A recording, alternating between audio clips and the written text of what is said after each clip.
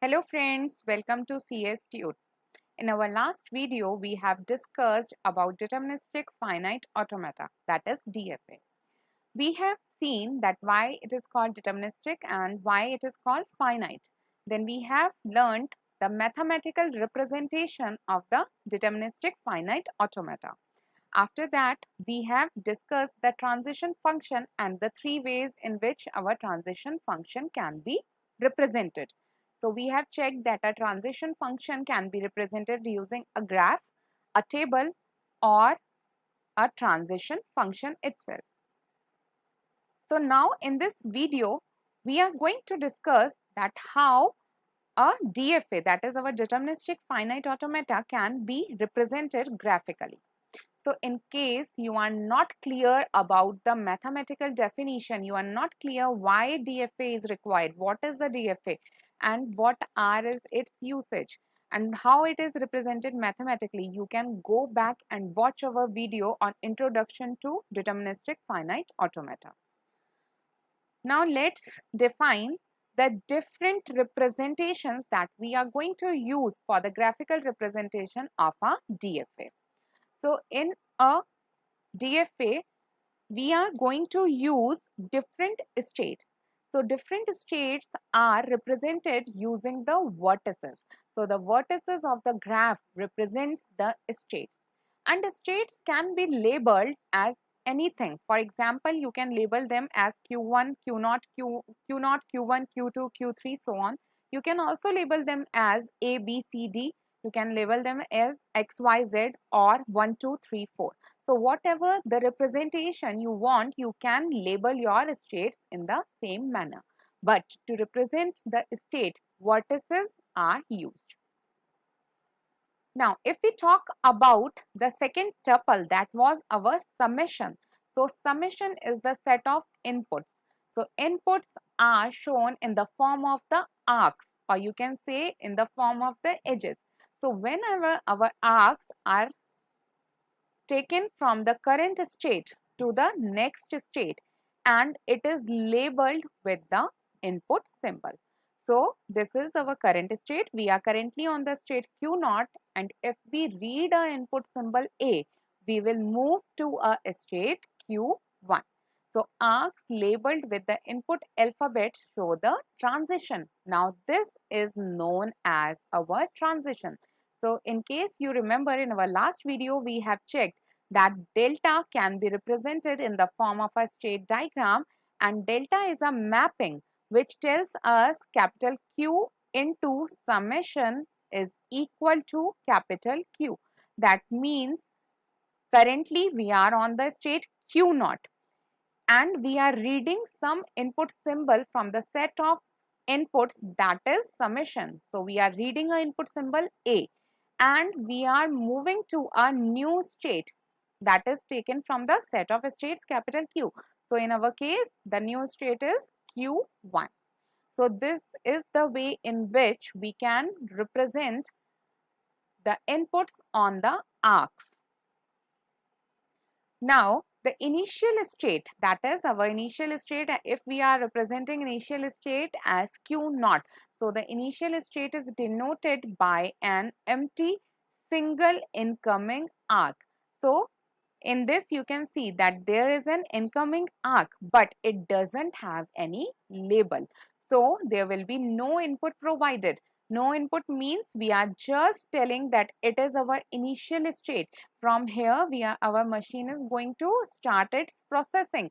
Till now, we haven't provided any input. That's why we have provided a blank arc to represent that it is the initial state and till now we haven't provided any input. Now, the final state at which our machine is going to stop and it has performed all its function can be represented using double circles. So, double circles means that this is your final state. So, in our last video, I have told you that in a particular machine, you can have a single initial state, but you can have a set of final states. You can have a multiple final states. Let's take an example. Suppose you are taking an example of a coffee maker machine. So in case of your coffee maker machine, the different states can be your, let's say for example, let's see an example. For example, suppose initially we are on the state Q0. Initially our coffee maker machine is idle. It is not in the working condition. Now let's say we have provided water and we have provided heat. So it will go to our new state, that is state Q1, and state Q1 is our boiling water state. That means we have reached to the next state, that is boiling water state. Now in the next state, let's say we are providing it the input milk, and let's say for example, suppose we are also providing it tea powder, then it will move to our final state, that is our Q2, and this Q2 will give us the tea. So that means prepared tea is our state Q2, that is our final state. Now let's say suppose when we were on the initial state Q0 and we provided water and heat, on the state Q1, that is boiling water state, it has boiled the water. Now instead of providing it a milk and tea, what we are providing this time is milk plus coffee powder. Let's say we are providing it milk plus coffee powder. So first we have provided tea powder, now we are providing it coffee powder. So we will be on the state Q3, that is also a final state, because now the output will be coffee. So it will give us coffee. Now let's say for example, suppose we were on the state Q1 and we have obtained the boiling water. Now we want to provide it some other input. Let's say for example, we have provided it tea leaves, and as the input we are providing it lemon. So if we are providing it tea leaves and lemon, that means we will move to our final state Q4 and it will provide us the output as lemon tea. So that means we are getting the lemon tea as an output. So from this state diagram, it would be clear to you that for any given machine, there will be only single initial state, but there can be a set of final states. There can be multiple final states. So if we talk about the different tuples, then if we talk about capital Q, so capital Q will be your Q0, comma, Q1, comma, Q2 and Q3. So this will be your capital Q. Now if we talk about summation, so summation is a set of inputs.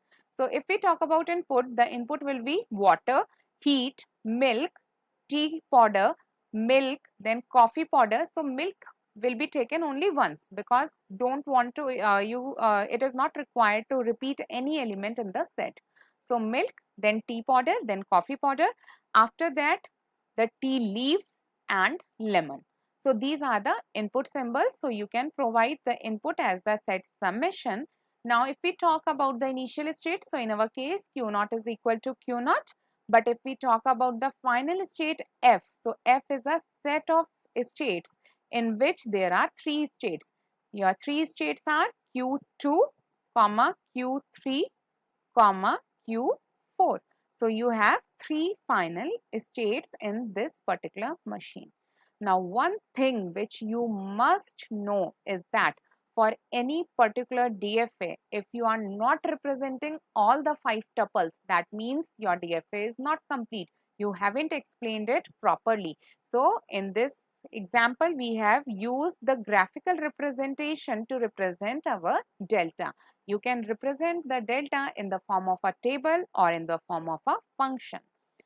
So it is always mandatory that for representing a DFA, all the 5 tuples must be provided. If in case any tuple is missing, that means your DFA is not complete. So by this example, it would be clear to you that what is a deterministic finite automata and how can we represent it graphically using a state diagram. Thank you for watching our video. In case of any queries, please leave a comment in the comment section below. Stay tuned for further videos and please like and subscribe our channel CS Tube. Thank you.